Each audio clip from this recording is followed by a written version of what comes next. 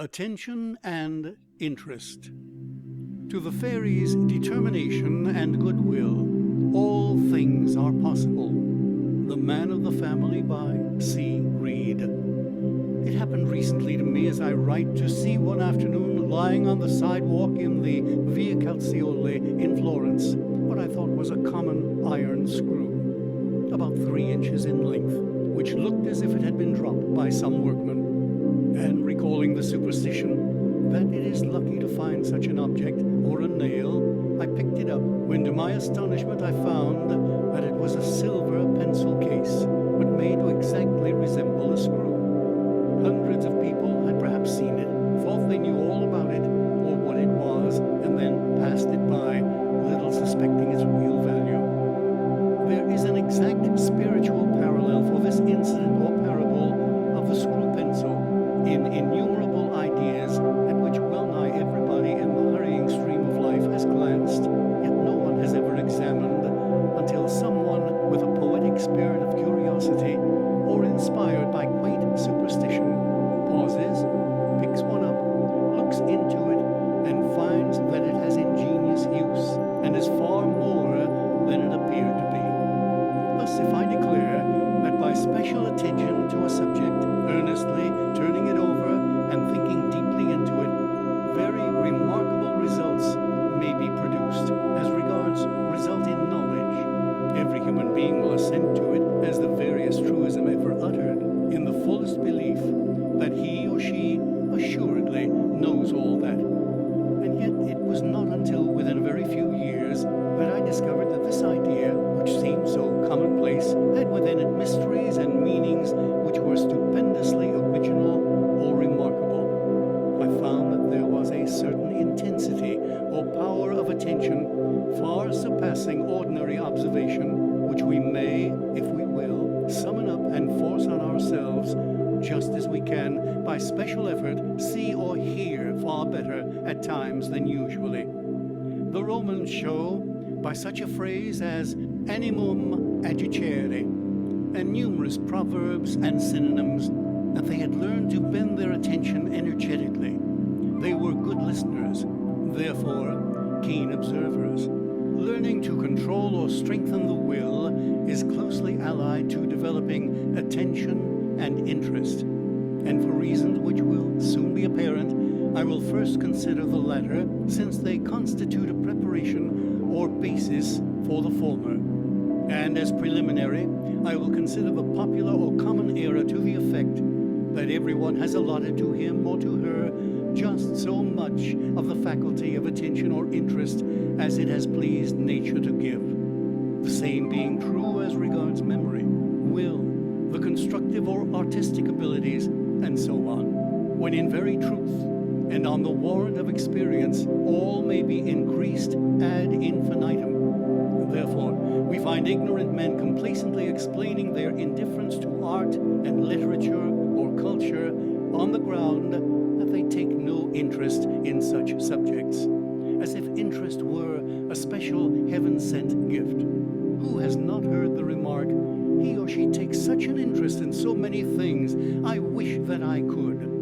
Or, as I heard it very recently expressed, "It must be delightful to be able to interest oneself in something at any time," which was much the same as the expression of the Pennsylvania German girl, "Ach Gott, I wished I had genius and could make a pudding." No one can be expected to take an interest at once and by mere will in any subject, but where an earnest and serious attention has been directed to it, interest soon follows. Hence it comes that those who deliberately train themselves in society after the precept enforced by all great writers of social maxims to listen politely and patiently are invariably rewarded by acquiring at last shrewd intelligence, as it is well known to diplomatists. That mere stolid patience subdues impatience sounds like a dull, commonplace saying, but it is a silver pencil disguised as an iron screw. There is a deep subtlety hidden in it, if it be allowed with a little intelligence, forethought, and determination towards a consider the mechanical and easy processes by which attention may be awakened. According to E.D. von Hartmann, attention is either spontaneous or reflex, the voluntary fixing our mind upon or choosing an idea, image, or subject is spontaneous attention. But when the idea for some reason impresses itself upon us, then we have enforced or reflex attention. And that is simply to say, there is active or passive observation, the things which we seek or which comes to us unsought. And the seeking for or spontaneous action can be materially aided and made persevering if before we begin the search or set about devoting attention to anything, we pause, as it were, to determine or resolve that we will be thorough and not leave off until we have mastered it. For strange as it may seem, the doing of this actually has in most cases a positive and very often a remarkable result, as the reader may very easily verify for himself. This forethought is far more easily awakened or exerted than attention itself, but it prepares it, just as attention prepares interest. Attention is closely allied to memory. When we would give attention to a subject for continued consideration, we must memorize it, or it will vanish.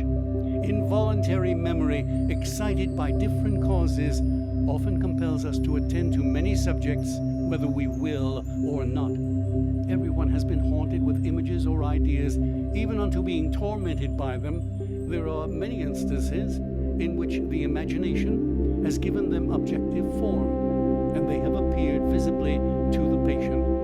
These haunting ideas, disagreeable repetitions, or obstinate continuances assume an incredible variety of forms and enter into many strange ways into life. Monomania, or the being possessed with one idea to the exclusion of others, is a form of overstrained attention, sustained by memory. It is enforced. Mere repetition of anything to almost anybody will produce remarkable results, or a kind of hypnotism, causing the patient to yield to what becomes an irresistible power. Thus it is said that perpetual dropping will wear away stones. Dr. James R. Cock, in his Hypnotism, in illustrating this, speaks of a man who did not want to sign a note. He knew that it was folly to do so, but yielded from having been over-persuaded. I have read a story in which a man was thus simply talked into sacrificing his property. The great power latent in this form of suggestiveness is well known to knaves in America, where it is most employed. This is the whole secret of the value of advertising. People yield to the mere repetition in time. Attention and interest may in this way be self-induced from repetition. It is true that an image or idea may be often repeated to minds which do not think or reflect without awakening attention. Per contra, the least degree of thought in a vast majority of cases forms a nucleus or beginning which may easily be increased to an indefinite extent. A very little exercise of the will suffices in most cases to fix the attention on a subject. And how this can be done will be shown in another chapter. But in many cases, attention is attracted with little or no voluntary effort. On this fact is based the truth that when or where it is desired, attention and interest may be awakened with great ease by a simple process. It may be remarked on the subject of repetition of images or ideas that a vast proportion of senseless superstitions, traditions, or customs, which no one can explain, originate in this way, and that in fact what we call habit, which ranks as second nature, is only another form or result of involuntary attention and the unconsciously giving a place in the memory to what we have heard.